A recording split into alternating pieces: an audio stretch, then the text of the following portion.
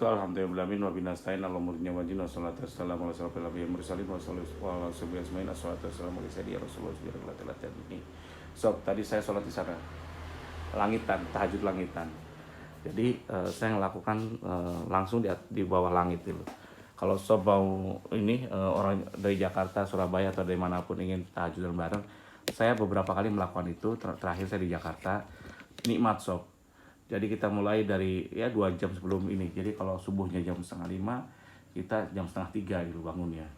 Atau kalau bisa 2 jam setengahnya gitu. Kalau setengah jam atau 1 jam sebelum subuh itu kita melakukan agak buru-buru. Ini saya agak buru-buru. Karena tadi bangunnya jam 3-an gitu. Harusnya 2:30 saya tadi. Tapi alhamdulillah karena harus mandi dulu dan yang lainnya. Nikmati. Dan itu keringetan sob dengan pernafasan. Ada tekniknya dan itu membuat kita tenang. Oke. Saya mau bahas sedikit sob. Kebanyakan banyak yang nanya ke saya, Cap, kok saya susah terus, jalan saya kok buntu, usaha saya kok kecil terus kan naik-naik segala macam-macam. Oke, saya bahas sedikit pakai logika aja ya. Susah itu, miskin itu letaknya itu bukan di badan kita tapi di otak kita itu. Jadi kita harus rubah dulu mindsetnya bahwa kita bisa memudahkan itu.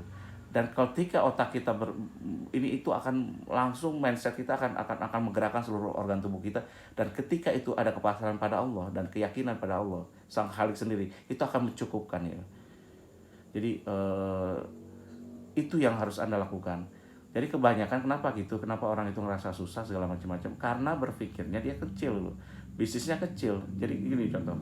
Kalau kita hanya mikirkan urusan kita sendiri, saya tuh gini intinya. Saya pakai logika aja.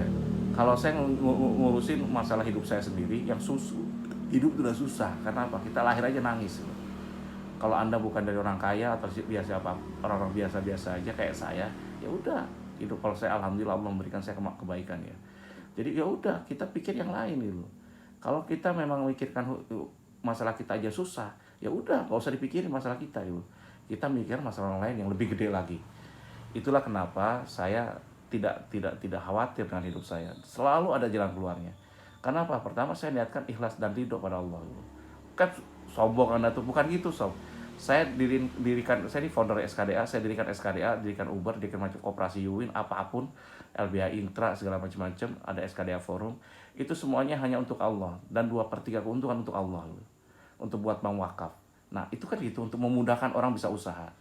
Saya ingin buatin Uber lunas, Anda nabung sampai lunas gitu. Karena saya udah kerjasama dengan bank di Mamalat dan yang lain, dan saya juga ini ke depan ini Anda hanya itu untuk oke, saya susah jual mobil, Uber yang nanti Uber SKD yang ngambil. Syaratnya apa? Anda gunakan Uber sekarang, kita bersatu berjamaah.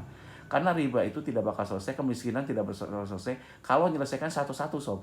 Harus berjamaah. Makanya saya ingin dirikan bank wakaf. Kalau Anda sekarang ini masih tergantung asing, oh saya gini. Makanya betul kata Allah katanya.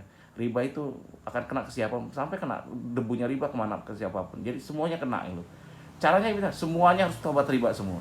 Semuanya kita gabung dengan SKD. Ayo kita kuatkan Uber juga. Uber juta umat. Nah saya kan berpikirnya melompat gitu.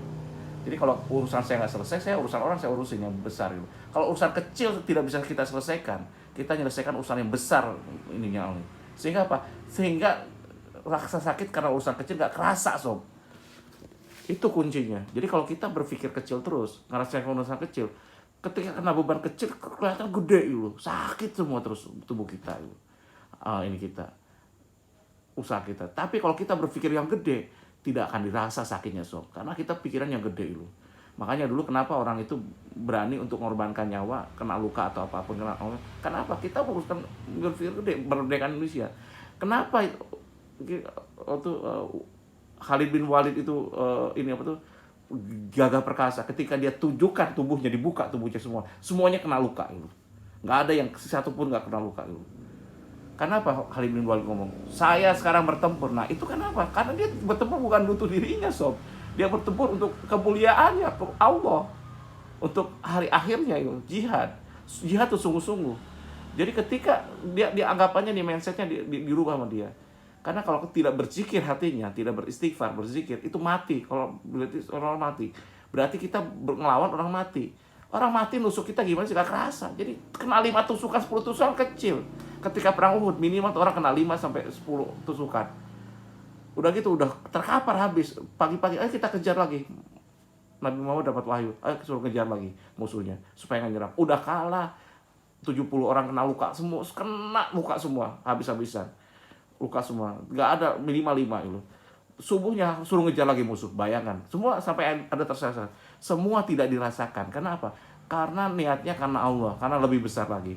Itu yang saya lakukan. Jadi ketika Anda kesakitan terus, jangan keluh kesah, udah kita bantu ayo. Kalau nggak bisa sendiri, berjamaah dengan saya.